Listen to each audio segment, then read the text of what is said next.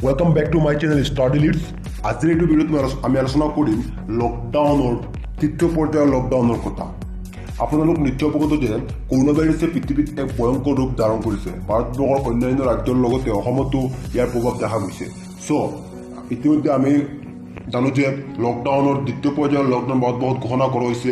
দ্বিতীয় পৰ্যায়ৰ লকডাউনৰ সময়সীমা আছিল 3 মেলৈকে, কিন্তু আজি ভাৰতবৰ্ষৰ কেন্দ্ৰ চৰকাৰে জানিব পৰা মতে ভাৰতবৰ্ষৰ কেন্দ্ৰ চৰকাৰে লকডাউনৰ সময়সীমা আৰু অলপ বৃদ্ধি কৰিবলৈ গৈ আছে। কাৰণ আপোনালোক নিশ্চয় অৱগত যে কৰোনা ভাইৰাছৰ এতিয়ালৈকে কোনো বিশেষ ভেকচিন ওলোৱা নাই।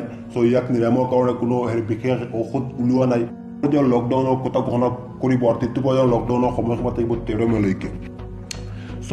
কাৰণ আপোনালোক নিশ্চয় অৱগত যে এই মহামাৰীৰ এতিয়ালৈকে কোনো প্ৰতিৰোধক উলিওৱা নাই বা কোনো ভেকচিন উলিওৱা নাই। আৰু এই মহামাৰীৰ পৰা ৰক্ষা পোৱাৰ একমাত্ৰ হৈছে যে আমি ঘৰত আবদ্ধ হোৱা। আৰু ভাৰত চৰকাৰে যিবোৰ সিদ্ধান্ত আমাৰ কাৰণে এতিয়ালৈকে লৈছে বহুত ভাল সিদ্ধান্ত লৈছে। আৰু আপোনালোকে চাওক, অসমতো আমাৰ ডক্টৰ হিমন্ত বিশ্ব শৰ্মা শিক্ষামন্ত্ৰী তেখেতে কিমান কষ্ট কৰি আছে যে কোনো জাতিৰ ধৰ্ম নাচাই তেওঁ মানুহক সহায় কৰি আছে।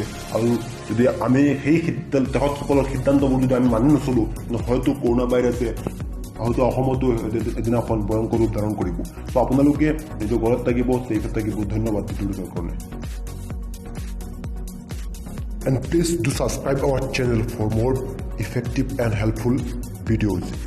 I hope our videos will be very much helpful to you, and we will always provide real information in our channel. Thank you for watching. Welcome back to my channel Study Leads. আজিৰ এই ভিডিঅ'ত আমি আলোচনা কৰিম লকডাউনৰ তৃতীয় পৰ্যায়ৰ লকডাউনৰ কথা।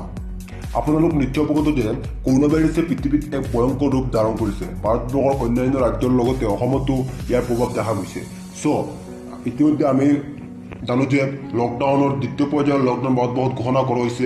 দ্বিতীয় পৰ্যায়ৰ লকডাউনৰ সময়সীমা আছিল 3 মেলৈকে, কিন্তু আজি ভাৰতবৰ্ষৰ কেন্দ্ৰ চৰকাৰে জানিব পৰা মতে ভাৰতবৰ্ষৰ কেন্দ্ৰ চৰকাৰে লকডাউনৰ সময়সীমা আৰু অলপ বৃদ্ধি কৰিবলৈ গৈ আছে। কাৰণ আপোনালোক নিশ্চয় অৱগত যে কৰোনা ভাইৰাছৰ এতিয়ালৈকে কোনো বিশেষ ভেকচিন ওলোৱা নাই। ইয়াক নিৰাময়ৰ কাৰণে কোনো বিশেষ ঔষধ ওলোৱা নাই। লকডাউনৰ কথা ঘোষণা কৰিব আৰু তৃতীয় পৰ্যায়ৰ লকডাউনৰ সময়সীমা থাকিব 13 মেলৈকে। কাৰণ আপোনালোক নিশ্চয় অৱগত যে এই মহামাৰীৰ এতিয়ালৈকে কোনো প্ৰতিৰোধক উলিওৱা নাই বা কোনো ভেকচিন উলিওৱা নাই। আৰু এই মহামাৰীৰ পৰা ৰক্ষা পোৱাৰ একমাত্ৰ হৈছে যে আমি ঘৰত আবদ্ধ হোৱা। আৰু ভাৰত চৰকাৰে যিবোৰ সিদ্ধান্ত আমাৰ কাৰণে এতিয়ালৈকে লৈছে বহুত ভাল সিদ্ধান্ত লৈছে। আৰু আপোনালোকে চাওক, অসমতো আমাৰ ডক্টৰ হিমন্ত বিশ্ব শৰ্মা শিক্ষামন্ত্ৰী তেখেতে কিমান কষ্ট কৰি আছে যে কোনো জাতিৰ ধৰ্ম নাচাই তেওঁ মানুহক সহায় কৰি আছে। আৰু যদি আমি সেই তেখেতসকলৰ সিদ্ধান্তবোৰ যদি আমি মানি নচলোঁ, হয়তো কৰোনা ভাইৰাছে হয়তো অসমতো এদিনাখন ভয়ংকৰ ৰূপ ধাৰণ কৰিব। আপোনালোকে নিজৰ ঘৰত থাকিব, ছেফত থাকিব। ধন্যবাদ ভিডিঅ'টোৰ কাৰণে। And please do subscribe our channel for more effective and helpful videos. I hope our videos will be very much helpful to you, and we will always provide real information in our channel. Thank you for watching.